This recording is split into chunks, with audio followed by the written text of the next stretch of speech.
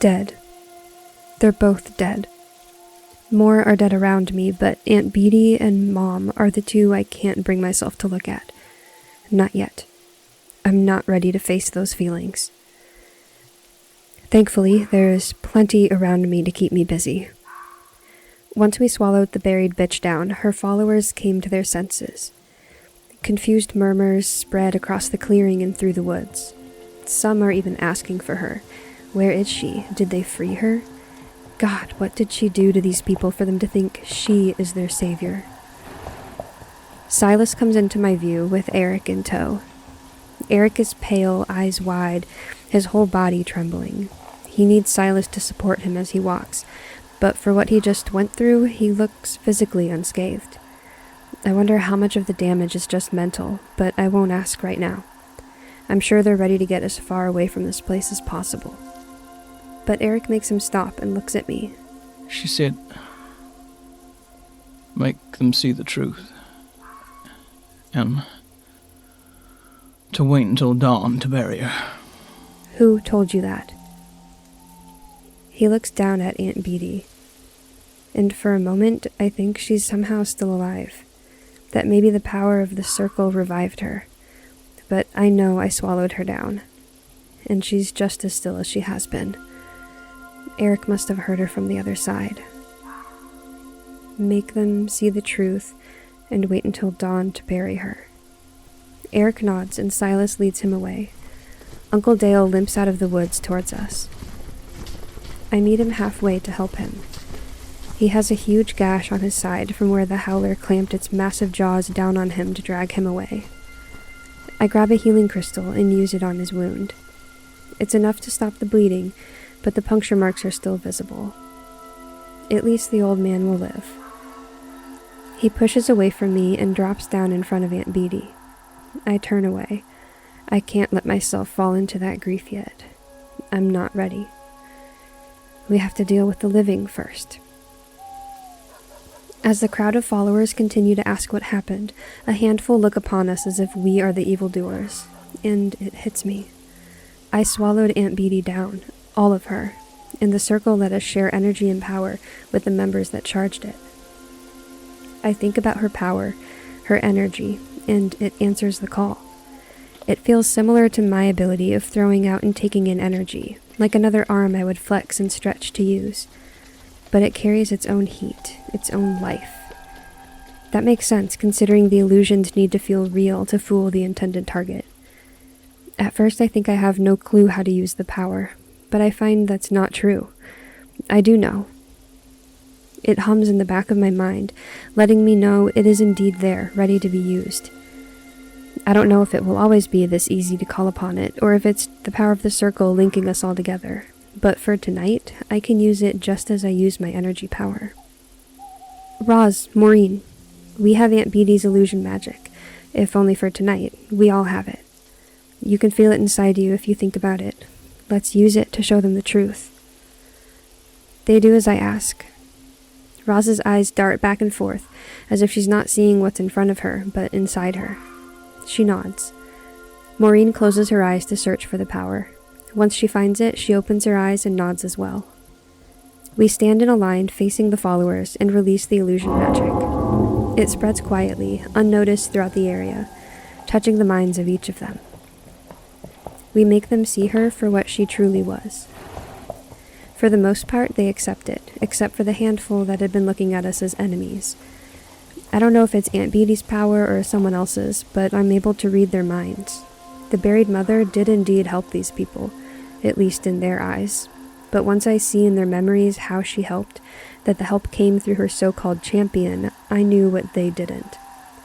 Her champion that healed the loved ones in your lives was the Endless Man. He stole years from you or others in order to give that time back to your sick loved ones, took life from others. The buried mother lied to you. She's gone. You can be thankful to her for what good she did in your life, but do not mourn her when her plan the whole time was just to use you. She was no goddess, just a parasite. They consider this, and for a moment I don't think they'll let it go, but then they ask for help to get home. That has to be good enough for now. Once the followers have left the clearing, I check on Domino and Mr. Giggles. They are bleeding, but nothing looks life-threatening.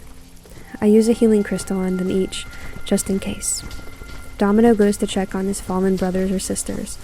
Sasha and the surviving members join him. They howl, the sound becoming a song of grief and loss. A breeze runs through the woods, and I smell honey. Shit, the Endless Man is still here?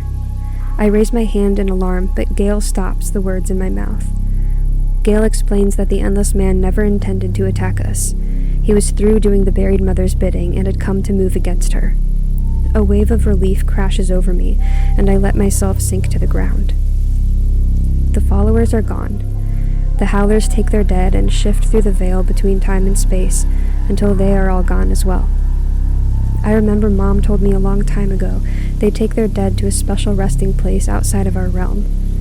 I wanted her to take me there so I could honor their dead too, but she said she couldn't. Mom.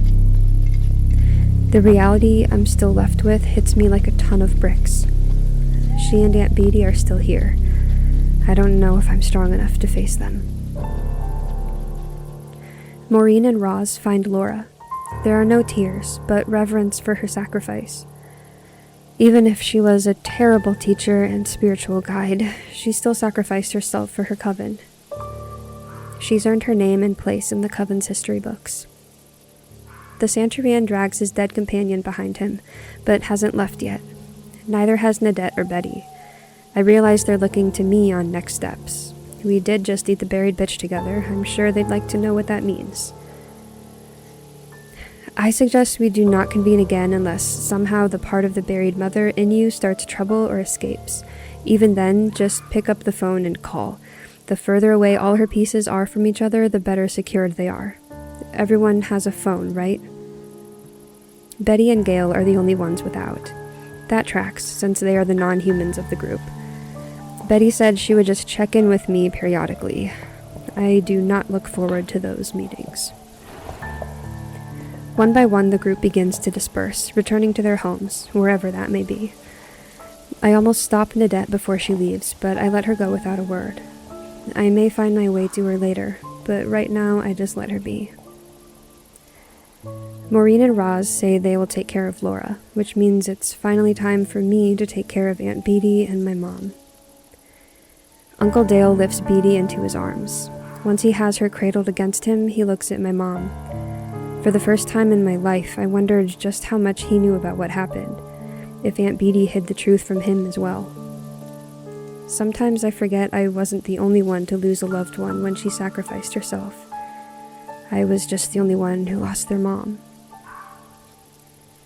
Uncle Dale told me he would take Aunt Beatty back to her house and lay her in her bed. The plan would be for her nurse to find her in the morning. There will be no traces of foul play. They'll just find a sick woman who finally succumbed to her illness. But I know that she was a sick woman who offered the last of her strength to ensure the safety of the world. Only a handful get to know the truth. I don't even know what to tell Cora, her daughter, but one thing at a time. There are still a couple hours until dawn, but I'll heed that last command from my Aunt Beatty. It may take me that long to dig the hole to bury her. But as I finally make myself look at her, I decide she deserves to be cleaned up before laying her to rest.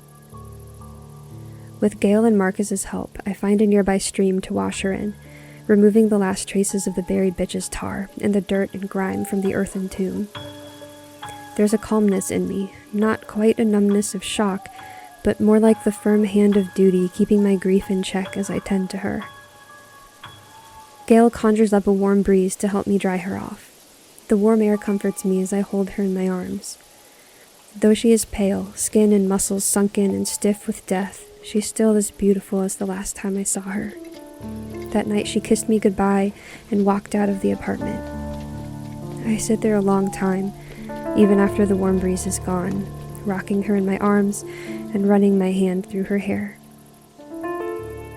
And that's when it comes, all at once. I scream and cry my grief out. I was given my mother back, but not the way I always dreamed. I always knew this was the more likely outcome, but it doesn't make it any easier to accept. I'm losing her a second time.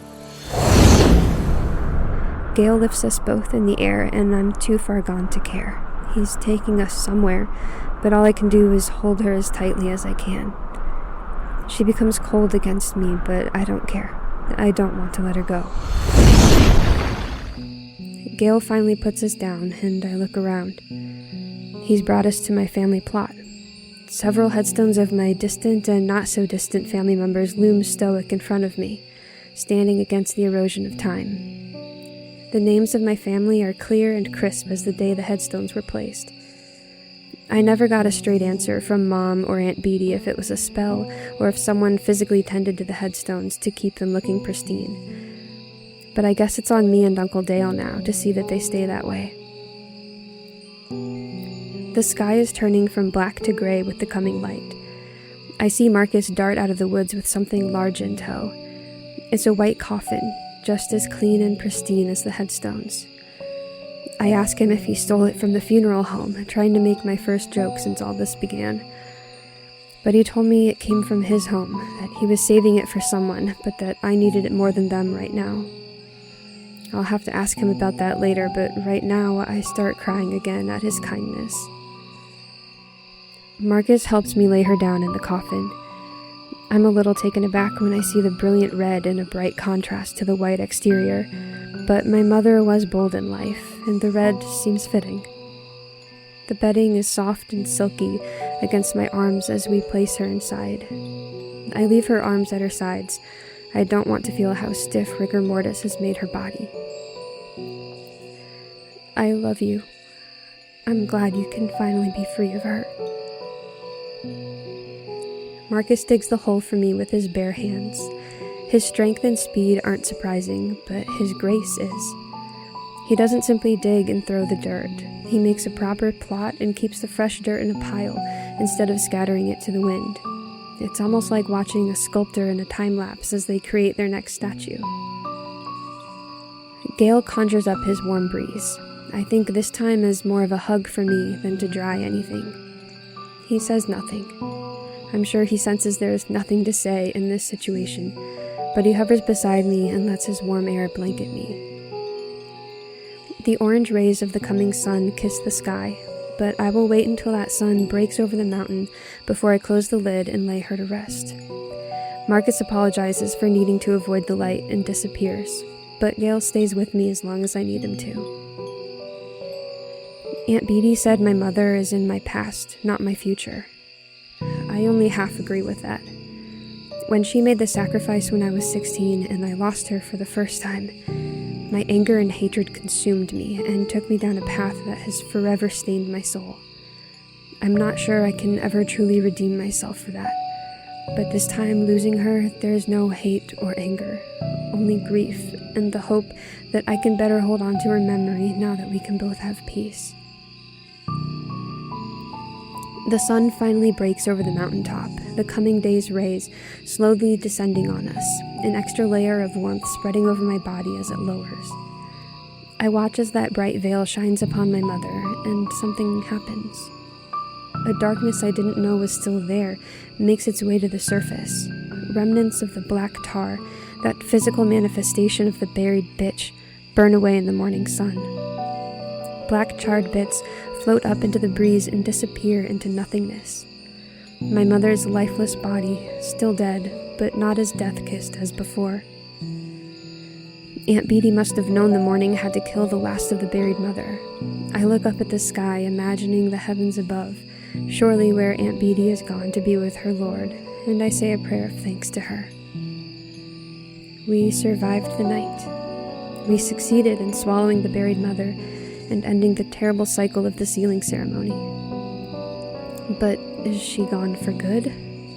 She's no longer able to hurt anyone, but with the transformation I underwent when I swallowed the last of her, I have a feeling she's right, that a piece of her will live in all of us.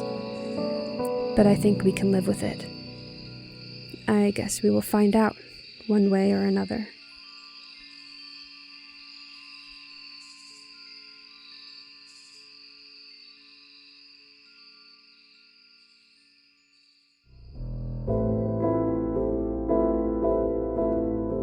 This episode was written by Ashley McAnelly, featuring the voice talents of Abbey Konzen and Lou Sutcliffe. Produced by Scott Thomas. Don't forget to check out more bonus content over at Patreon, including the spin-off series The Deck of the Eternals. Link in the show notes.